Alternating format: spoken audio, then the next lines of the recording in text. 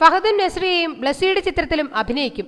വിവാഹശേഷം നസ്രിയ നസീം അഭിനയിക്കില്ലെന്ന് പറഞ്ഞിട്ടില്ല. ഒരു ചെറിയ ഇടവേള എടുക്കുന്നു എന്ന് മാത്രം. ആ ഇടവേളയ്ക്ക് 1 വർഷത്തെ ദൈർഘ്യം പോലുമില്ല. ഹണിമൂണിന് ശേഷം നസ്രിയ നസീം വീണ്ടും സെറ്റിലെത്തും. അതും ഫഹദിന്റെ നായികയായി. അൻവർ റഷീദ് സംവിധാനം ചെയ്യുന്ന മണിയറയിലെ ജിന്ന് എന്ന ചിത്രത്തിൽ നസ്രിയയും ഫഹദ് ഫാസിലും ഒന്നിച്ചഭിനയിക്കുന്നു എന്ന് വാർത്തകൾ. ഇപ്പോൾ കേൾക്കുന്നു ബ്ലസ്സി അടുത്തതായി ചെയ്യുന്ന ചിത്രത്തിൽ നായികന്മാരായി എത്തുന്നത് ഈ താരദമ്പതികളാണെന്ന്.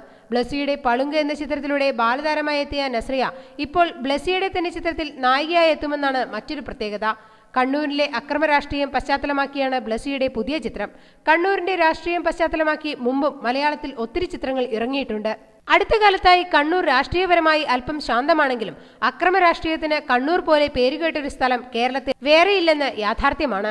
2013 കളിമണ്ണിന് ശേഷമാണ് ബ്ലസ്സി പുതിയ ചിത്രവുമായി എത്തുന്നത്. പ്രസവം ചിത്രീകരിക്കുന്നതാണെന്ന കാര്യം പുറത്തുവന്നതു മുതൽ കളിമണ്ണിനൊപ്പം വിവാദങ്ങളുമുണ്ടായിരുന്നു. മതത്തിലെയും രാഷ്ട്രീയത്തിലെയും നേതാക്കളിൽ പലരും ബ്ലസ്സിക്കും കളിമണ്ണിലെ നായിക ശ്വേതാ മേനോനുമെതിരെ രംഗത്തെത്തി. എന്തായാലും എല്ലാ എതിർപ്പുകളെയും അതിജീവിച്ച് ബ്ലസ്സി കളിമണ്ണ് പുറത്തിറക്കി.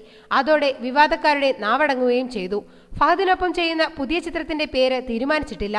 ഒരു ഇന്ത്യൻ പ്രണയകഥ, റെഡ് വെയിൻ എന്നീ ചിത്രങ്ങൾക്ക് ശേഷം ഒരു രാഷ്ട്രീയക്കാരനായി ഫഹദ് അഭിനയിക്കുന്ന ചിത്രമായിരിക്കും ഇത്. രാജു മല്യത്താണ് ചിത്രത്തിന്റെ നിർമ്മാതാവ്.